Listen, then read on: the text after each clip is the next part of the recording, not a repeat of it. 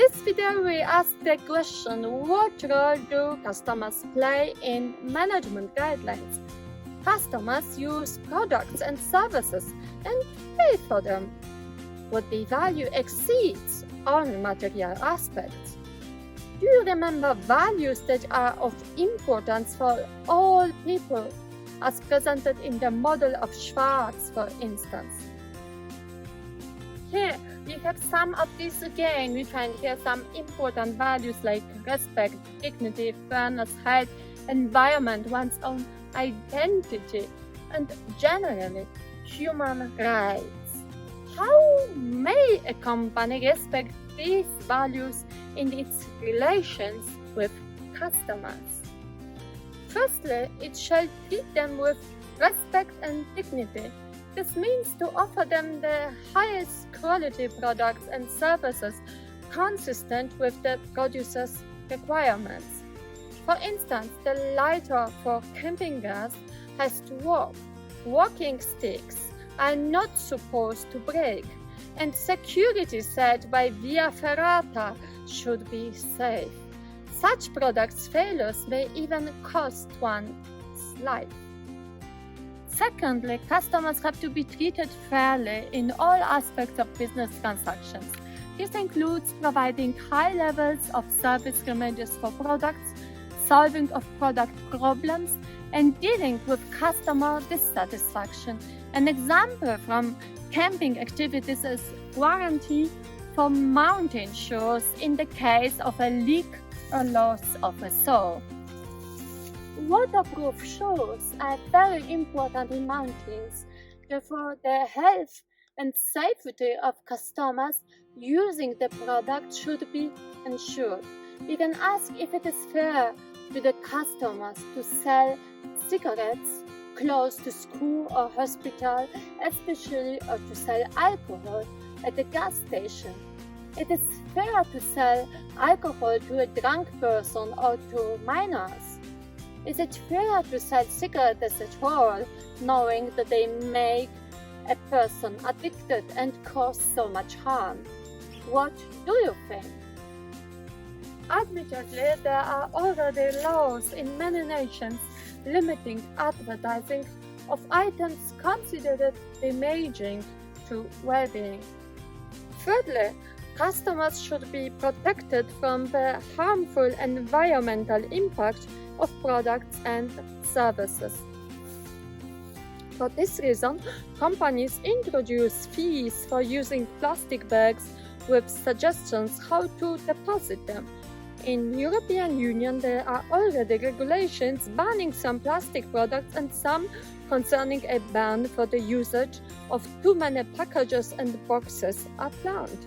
Even if inconvenient for the customer, as she has to take own bags and replace plastic mono-use products with biodegradable ones. Thanks to such regulations, the harm for ski sphere and environment is prevented. Who wants to bear that responsibility? The further issue refers to short-lived or obsolescent products. Probably you have heard that a while ago, mobile phones worked for 15 years. Actually, I had such a phone obtained as an unwanted object from my colleague in 2002. Ciao! And it is still working. If you ask your grandparents, probably they will tell you that washing machines used to work for 30 years. Near Maya, where I lived during my work as visiting professor at Victoria University of Wellington, the washing machines and refrigerators were replaced after serving satisfactorily for 30 years. However, producers discovered that they profit much more if they deliver a short-living product of lower quality and gain much more by selling a new one than repairing an old one. There are already some regulations which, for instance, have to state precisely how long one product should last and how long warranty service should work, etc. You can read about these items here. and how producing goods with a longer lifespan may affect the environment and economy positively, providing, for instance, motivation to reintroduce, repair, and maintain enterprises. The next issue is food waste. Actually, the company like the supermarket, restaurant, and others is interested in selling more food than necessary. The effect of advertising and cultural habits is that 30 to 50% of food is wasted. This message may evoke great rage when confronted with the fact that every 7th child suffers from malnutrition and almost 1 billion people suffer from hunger, 846 million actually, and about 6 million die. At the same time, the double amount, 1.7 billion people suffer from overweight. US is spending 3 times more on diseases caused by overweight than on programs helping people suffering from hunger. China in 2015 threw away 18 billion tons of food, enough to feed at least 30 to 50 million people, the populations of Australia and New Zealand combined for 1 year. Looking on these numbers, absolutely the China case makes an impression. However, when we take these numbers in reference to the population per capita, the China waste is about 72.4 pounds of food a year, whereas Australia wastes 168 and United States 2009 pounds of food per capita annually. However, it is China which confronts this problem really seriously. It recently introduced regulations forcing people to avoid wasting food in many ways which seem too drastic for Western nations. For instance, waiting people before entering restaurants, monitoring how workers eat lunch at their workplace to ensure that they don't throw away food, and so on. Although it seems to harm personal liberty, some of these methods are in fact educative. Similar to methods used by many parents with their children, some people have learned different behavior at home, and companies aren't interested in educating people in this aspect. Who should? When driving a car, we have to pay penalties if exceeding the speed, which creates danger on the road.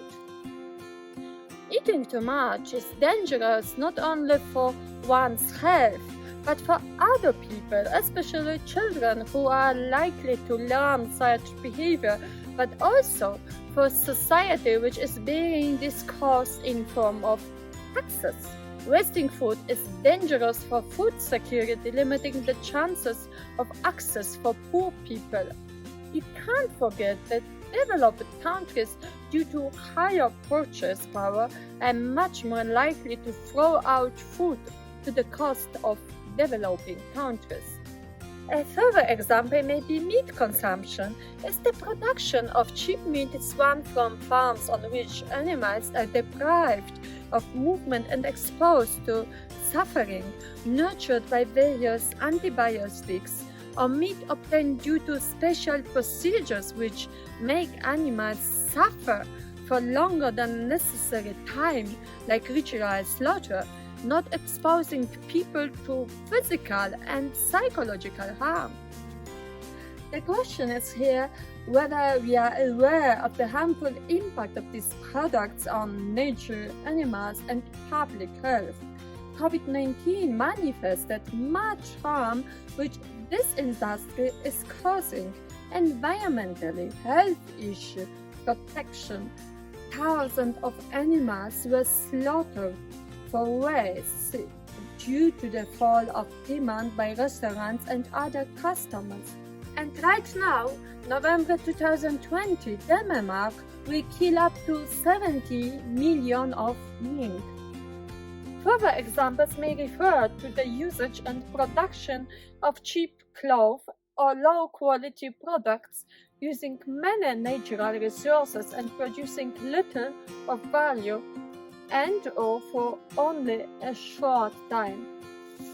There are companies which try to oppose such a trend, producing and selling so-called slow food, local, traditional, sustainable food, as opposed to fast food, and launching durable fashion items. However, the price of such products exceeds the one of €1 clothes, and there is the question whether without regulation of the market, any real change would emerge.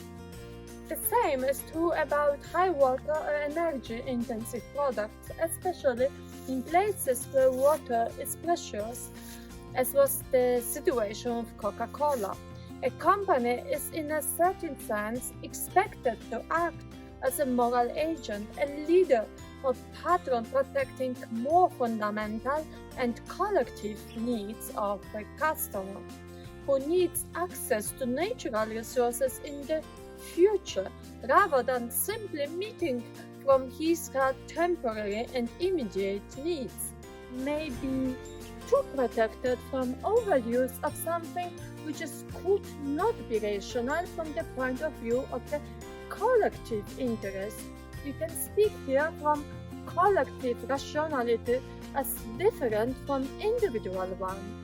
In the end, who wants to live in a world full of rubbish? Some people may say that this is debatable and to move the whole responsibility onto the customer, who should know and what he is choosing. But is she responsible when it is the company which advertises? What do you think? Who is responsible here, the customer or the company? Or when in the middle is this middle? Is the responsibility mainly the customer or the companies? What do you think? Fourthly, the company should respect human rights, dignity and culture of customers in the way the products and services are offered, marketed and advertised. For instance, the sensibility of modern women in the Western culture is hurt by car advertisements presenting scantily clad women. The companies need also to rethink advertisements in Arabic countries where the dress code for women is quite different from the Western one. In the US and in other countries, especially these engaged in colonialism or being colonials for a long time, UK, India, where the rights of dominated cultures are still persisting, references to cultural dominance may be hurtful for Afro-Americans in USA or Indians in India. The latest issue has been advertising whitening creams for darker skins, suggesting that white skin is better. The same may be the issue when it comes to lightening or straightening dark hair. Also, people who don't fit into standard sizes due to obesity, non-common shape of body, or who don't wish being perceived either as women nor men, may expect that products will meet their needs, also in advertising. Many of these customers' rights-oriented issues mean a challenge for companies who follow the strategy that sex sells, using the sexual aspect of the people's body in advertisements and sales products. A further issue may be privacy security when it comes to social media and social accounts, Facebook, WhatsApp, which run the risk to be surveyed by governments by changing laws. Hong Kong kids. Last but not least, customers participating in the BLM, Black Lives Matter movement, enhance the question that not only do marketing and advertisement matter, where we have experienced many changes in recent times, but the employment policy of the companies should match these values. for instance, equal treatment of black and white. In reference to customers, companies should protect major human values of customers as individuals and as collective, as society, respecting the diversity, equal rights, human rights, fairness, and values as health and environment. However, as you have seen in the examples given, the difficulty is that there is a conflict between economic interest and ethical obligation. Although some companies manage to combine the two and invest in ethical projects, it seems that it is rather the exception than the rule. Therefore, government interference and that of social partners is of importance. Without good working institutions, stakeholders' values, in this case of customers, can't be obtained. What other ethical issues do you see when it comes to customers? Share your ideas following the movie. I'm really interested in your examples and observations in different cultures, countries, experiences, religions. Where do you feel that your values or these of others are not respected? Why can't the market alone change the situation?